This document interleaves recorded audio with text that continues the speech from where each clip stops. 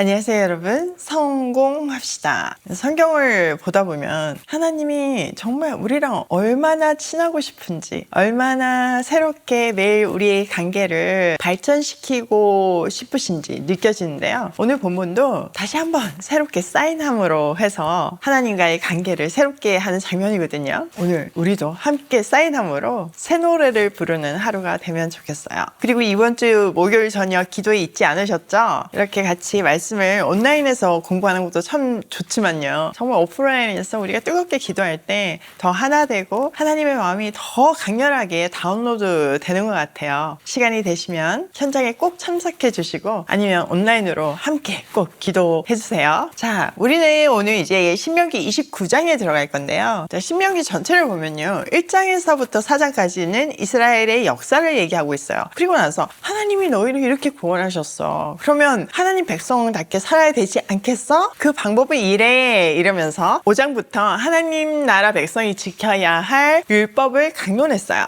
그리고 우리가 어제까지 살펴본 27장, 28장에서는 언약의 여부에 따른 축복과 저주를 제시하므로 말씀대로 사는 것이 얼마나 중요한지를 다시 한번 확인시키며 그 언약에 사인하라고 하셨어요. 오늘은 거기에 근거해서 이제 드디어 시내산 언약을 갱신하는 모압 언약을 체결하는 장면이에요. 자, 1절. 이것은 주님께서 호렙에서 이스라엘 자손과 세우신 언약이 덧붙여서 모세에게 명하여 모압 땅에서 이스라엘 자손과 세우신 언약의 말씀이다. 자, 하나님께서는 시내산에서 십계명과 율법을 주셨어요. 그때는 청중이 광야 1세대였죠. 그런데 지금은 광야 2세대예요. 이 광야 2세대가 가나안 정복을 앞두고 모압 평지에서 새롭게 언약을 재확인하는 장면이라고 볼 수 있죠.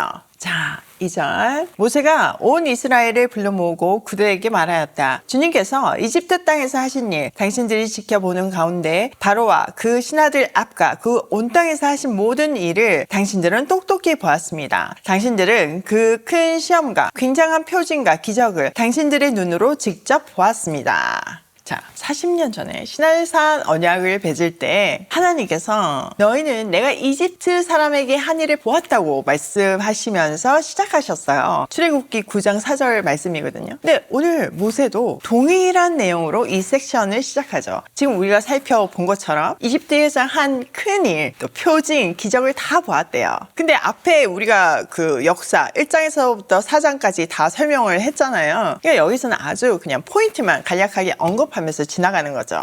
이렇게 시내산 언약과 같은 형식으로 시작되는 것을 통해서 지금부터 체결하는 모압 언약이 새로운 것이 아니라 시내산 언약의 연장선상에 있다는 것을 암시하고 있죠. 더 명확하게는 그들의 부모 세대가 경험한 거잖아요. 그런데 이 광야 2세들도 공동체의 신앙적 유산이자 체험이므로 이렇게 건면하고 있는 거예요. 자, 4절. 그러나 바로 오늘까지 주님께서는 당신들에게 깨닫는 마음과 보는 눈과 듣는 귀를 주지 않으셨습니다. 자, 중요한 사실은 하나님이 행하신 기적을 보고도 깨닫지 못했다고 말하고 있어요. 사실 기적은요, 사람을 놀라게는 하지만 사람을 완전히 변화시킬 수는 없어요. 사실 그들은 엄청난 홍해의 기적, 10가지 재앙 다 경험했잖아요. 그러면서 돌아섰잖아요. 이때뿐만 아니라 예수님 시대도 보면 예수님이 정말 수많은 기적, 하나님이 아니면 절대 할 수 없는 기적들을 행하셨고 죽은 사람도 살리셨고 오병이어 기적도 행하셨잖아요. 그런데 어떻게 됐어요?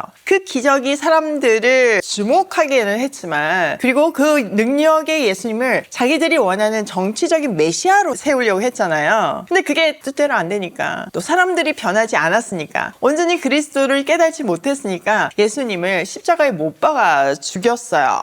광야 2세대도 보세요. 지금 만나와 메추라기를 통해서 광야에서 수많은 기적을 경험했죠. 그렇지만 계속 불순종했어요. 그들 또한 기적의 감동이 오래되지 않았음을 모세가 이렇게 표현한 것으로 추정할 수 있어요. 그러니까 여러분, 우리가 맨날 기적을 보여주면 우리가 뭔가 행한다? 이거 있을 수 없는 일이에요. 근데 동력은 될 수 있어요. 지금 오이 패밀리처럼 하나님이 그 동력으로 우리 오이 패밀리를 만드셨고, 사실 이걸 계속 가게 하는 거는 그때 우리의 기적이 아니라 우리가 말씀 앞에서 매일 순종할 때 지금 계속 일어나는 기적 때문에 우리가 가는 거잖아요. 가장 큰 기적은 우리가 매일 변하고 우리 조카들이 변하는 건 거잖아요. 그리고 그때부터 지금까지 역사하신 그 하나님께서 우리에게 주신 미션, 북한도 살리는 그런 오일 패밀리로 사용하실 것을 확신하잖아요. 그래서 막 가잖아요. 근데 결국 우리 매일 말씀 앞에 서지 않으면 안 된다는 것을 오늘 본문이 알려주고 있어요. 자, 5절. 나는 40년 동안 광야에서 너희를 인도하였다. 그래서 너희 몸에 걸친 옷이 헤어지지 않았고 너희 발에 신은 신이 닳지 않았다. 너희는 빵도 먹지 못했고 포도주나 독한 술도 마시지 못했다. 그러나 나는 너희에게 필요한 것을 주어서 내가 바로 주 너희의 하나님이심을 너희에게 알리고자 하였다.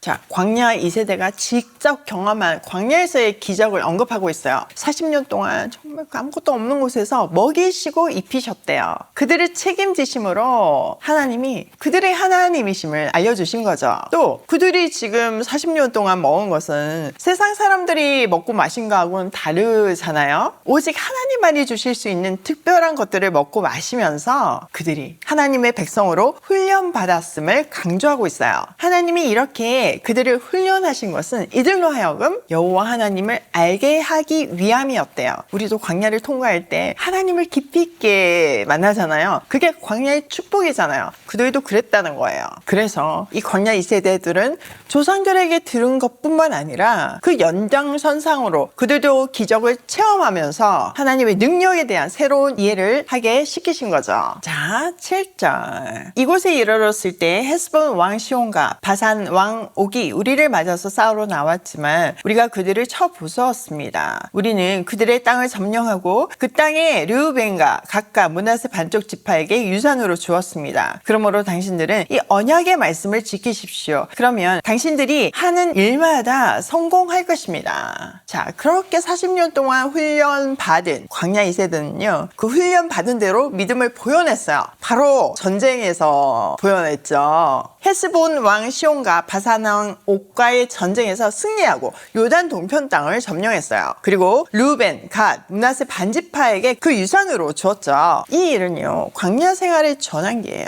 광야 생활이 끝났고 이제 가나안 땅으로 진격한다는 사인이죠. 또 하나님을 온전히 믿고 의지하면 승리한다는 것을 직접 경험케 하셨어요. 믿음과 순종에 기반한 승리의 경험은 앞으로 이제 시작될 가나안 전쟁에 대한 확신과 용기를 심어주었죠. 자, 그렇게 확신이 생기면 지금까지 모세가 말했던 순종에 근거한 축복과 저주에 대해서 결단할 마음이 생겼겠죠. 그래서 이 모압 언약에 사인할 수 있게 했을 거예요. 모세는요, 이 모압 언약에서 몇 가지를 강조하고 있는데요. 한번 살펴볼게요. 10절. 오늘 당신들은 각 지파의 지도자들과 장로들과 관리들을 비롯하여 온 이스라엘 사람, 곧 당신들의 어린 아이들과 아내들과 당신들의 진 가운데서 함께 사는 외국 사람과 당신들에게 장작을 패주는 사람과 나아가서는 물을 길어 오는 사람에 이르기까지 주 당신들의 하나님 앞에 모두 모였습니다. 당신들은 오늘 여기에 서서 주 당신들의 하나님이 당신들과 세우시는 그 언약에 참여하게 됩니다. 당신들은 그 언약에 들어있는 의무를 지켜야 합니다. 자, 먼저 언약에 참여할 사람들을 언급하고 있어요. 모든 지도자, 그리고 모든 이스라엘 사람들, 더 나아가서는 그때 사람으로 계수하지 않았던 어린이와 여자까지, 또 함께 사는 이방인들, 그뿐 아니라 장작을 패고 물을 깃는 정말 자비를 하는 그들 가운데 거하는 이방인까지도 모두 언약에 참여해야 한대요. 이렇게 언약은요, 소수가 아니라 모든 사람이 누릴 수 있는 특권이자 의무예요. 자, 13절. 주님께서 당신들에게 약속하시고 당신들의 조상 아브라함과 이삭과 야곱에게 맹세하신 대로 오늘 당신들을 자기의 백성으로 삼으시고 주님께서 몸소 당신들의 하나님이 되시려는 것입니다. 자, 두 번째로 이 모압 언약은 아브라함 언약의 성취라는 것을 분명하게 밝히고 있어요. 이어서 14절. 이 언약과 맹세는 주님께서 당신하고만 세우는 것이 아닙니다. 이 언약은 오늘 주 우리의 하나님 앞에 우리와 함께 서 있는 사람들만이 아니라 오늘 여기 우리와 함께 잊지 않는 자손과도 함께 세우는 것입니다. 자, 언약의 범위를 말해주고 있어요. 이 언약은 지금 이 사람들뿐만 아니라 대대손손 영원히 유효하대요. 아브라함 언약이 지금 그때 잊지 않았던 지금 이 후손들에게 영향을 미쳤던 것처럼 성취된 것처럼 이 언약도 영원히 유효하다는 것을 말해주고 있는 거죠. 그래서 하나님은 분명하게 우리와 함께 잊지 않는 자손과 함께 세우는 것이다. 이렇게 미래 세대들에게도 이 언약이 계속 갱신될 것을 강조하고 있는 거예요. 그들은 출애굽기 19장 말씀처럼 대대로 제사장 나라가 되는 거예요. 아브라함 언약처럼 복의 근원이 되는 거예요. 지금 우리에게도 마찬가지예요. 우리는 새 언약이 있잖아요. 히브리서 8장 6절에서부터 13절 말씀을 보면 우리에게 있는 그 더 나은 새 언약에 대해서 얘기하잖아요. 이 새 언약은 예수 그리스도로 인해서 성취된 언약이죠. 그러므로 우리는 늘 새롭게 하나님 안에서 그리스도의 은혜를 붙들고 언약을 갱신하며 순종함으로 나아가야 돼요.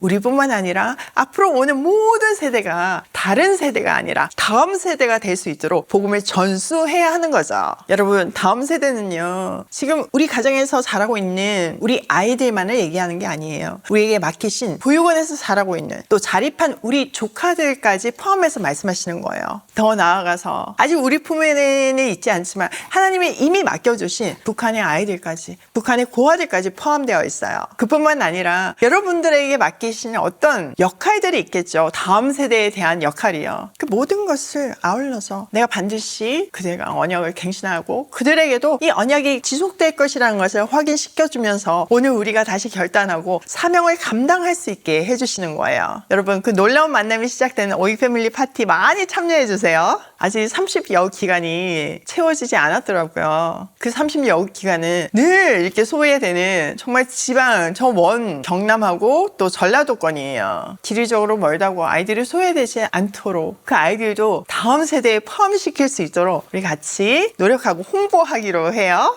자, 오늘 내용을 우리 삶에 한번 적용을 해보면요. 첫 번째, 과거의 은혜의 경험은 미래를 사는 힘이다. 그쵸? 내가 지금 경험한 거, 예전에 경험했던 그 하나님의 놀라운 은혜는요, 내가 미래에 어떤 험난한 길을 걷게 될지라도 동일하게 임한다는 확신이잖아요. 그러므로 우리가 매일 아침 이 말씀 앞에 서는 것이 너무나 중요해요. 하나님의 은혜를 순종함으로 경험하는 것이 너무나 중요해요. 그게 미래를 준비하는 가장 중요한 기반이죠.